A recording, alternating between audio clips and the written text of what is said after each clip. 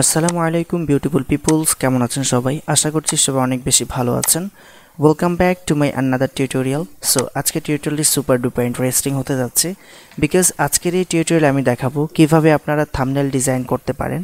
Basically আমরা যারা computer use করি তারা কিন্তু বেশিরভাগ সময়টাতেই অ্যাডোবি ফটোশপ অথবা এলিস্ট্রেটর ব্যবহার করে থাম্বনেল তৈরি করি। সো আজকে আমি দেখাবো রেডিমেড থাম্বনেল। শুধু আপনি নাম এবং লোগো সেই সাথে হচ্ছে আপনার ফটোটাকে বসিয়ে দিবেন, তাহলেই হয়ে যাবে খুব সুন্দর একটি থাম্বনেল। সো সেটা করতে হলে আপনাকে একটা সফটওয়্যার ব্যবহার করতে হবে, যেটার নাম হচ্ছে ক্যানভা। আই হোপ এটা সম্পর্কে অনেকেরই ধারণা রয়েছে। এই অ্যাপ্লিকেশনটি তারাই ব্যবহার করে যারা অ্যাকচুয়ালি বর্তমানে ফ্রিল্যান্সিং করে, তারা কিন্তু এই অ্যাপ্লিকেশনের সাহায্যে কাজ করে থাকে।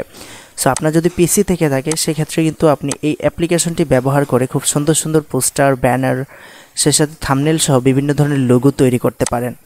তো সর্বপ্রথম আমরা অ্যাপটিকে ওপেন করে নিচ্ছি।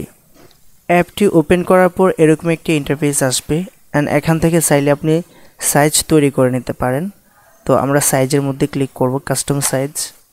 এখানে ক্লিক করার পর এখানে যদি আপনি থাম্বনেল তৈরি করতে চান সেক্ষেত্রে থাম্বনেলের যে সাইজটা হয়ে থাকে সেটা হচ্ছে 1280, অ্যান্ড হাইটটা হচ্ছে নিচে দিয়ে চলে এসেছে, দেখতে পাচ্ছেন ইউটিউব থাম্বনেল। তো এটাতে আমরা ক্লিক করে দেব।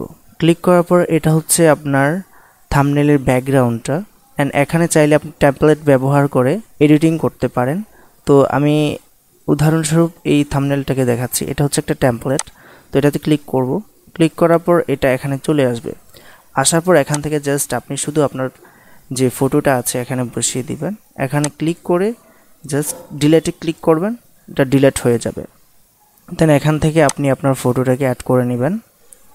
ফর এক্সাম্পল আমি এখান থেকে একটা ফটো অ্যাড করে নিয়েছি। এই ফটোটাকে অ্যাড করে নিলাম। নেওয়ার পর এটাকে আপনার মতো করে সাইজ করে নেবেন।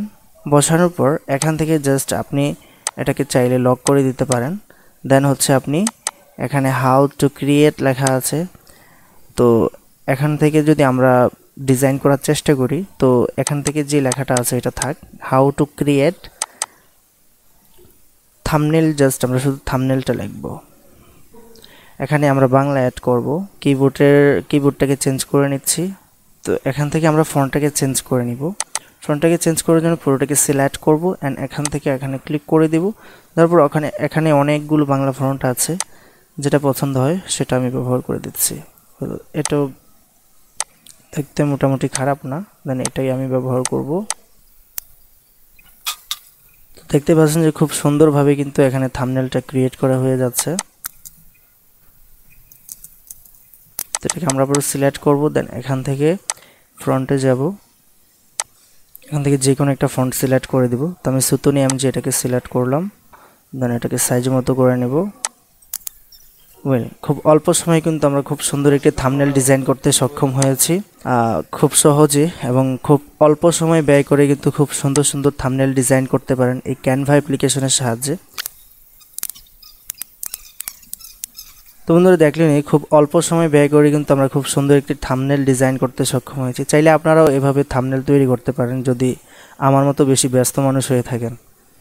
সো এই ছিল আজকের মতো টিউটোরিয়াল। দেখা হচ্ছে নেক্সট টিউটোরিয়ালে। সেই পর্যন্ত সবাই ভালো থাকবেন, সুস্থ থাকবেন। আজকের মতো বিদায় নিচ্ছি। আল্লাহ হাফেজ।